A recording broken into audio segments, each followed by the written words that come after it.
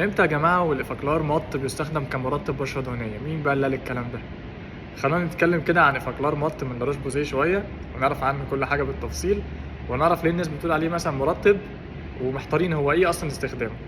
طيب الإفاكلار مط ده يعني ماتيفاينج، يعني ضد اللمعة. اللمعة دي اللي هي بتيجي نتيجة الإفرازات الدهنية الزيادة لأصحاب البشرة الدهنية. بيتكون من إيه بقى؟ في 3 حاجات مهمين جدا فيه. اول حاجه السيبيولايز، ودي براءه اختراع من لاروش بوزيه، عباره عن مواد بتقلل من الافرازات الدهنيه وبتتحكم فيها. حلوين.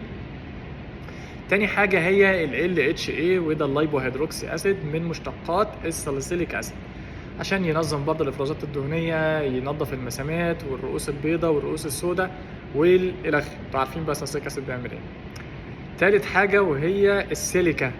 السيليكا دي دورها ان هي تمتص الدهون الزايدة على البشرة، فتمنع اللمعة اللي بتحصل برضو مع السيبيولايز. دول اهم 3 مواد فعالة فيه. يعني مين يستعمل الافاكلار مط؟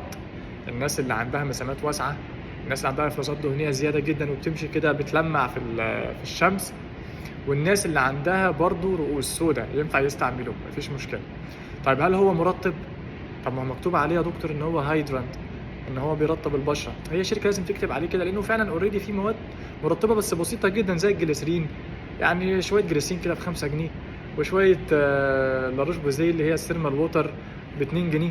يعني مش حاجه ترطب قوي، لذلك هو مش ينفع يتحط في الروتين بعد الغسول مثلا كعلاج ومرطب في نفس الوقت. لا، الناس اللي استعملوه هيقولوا لكم ان هو بييبس البشره. يعني ايه بييبسها؟ يعني بيخليها مشدوده وناشفه، لان هو طبيعي بيعمل كده، بيقلل الافرازات الدهنيه، فبالتالي البشره مش هتكون طريه، هتكون ناشفه.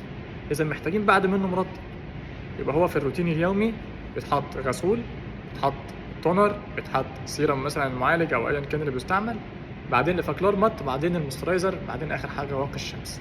يعني لو ماشيين على لاين من لاروش بوزيه هيبقى الافاكلار مط كتريتمنت، وافاكلار اتش ايزوبيوم كمرطب. طيب في بقى افاكلار مط بلس. البلس ده نزل جديد اخر حاجه.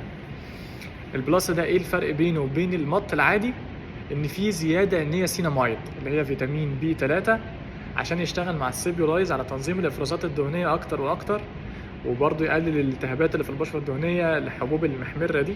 فهو ده احدث حاجه نزلت. يعني المط احسن، المط بلس هو المط العادي خالص، زياده عليه نياسيناميد. يعني مش مرطب يا دكتور؟ لا مش مرطب برضه. الافاكلار المط هو تريتمنت لاصحاب البشره الدهنيه او المختلطه اللي بتميل اكتر للدهنيه. اتمنى تكون المعلومه وصلت يعني ان شاء الله، واشوفكم على خير. لو في معلومه جديده كده ولا كده اقولها لكم باذن الله.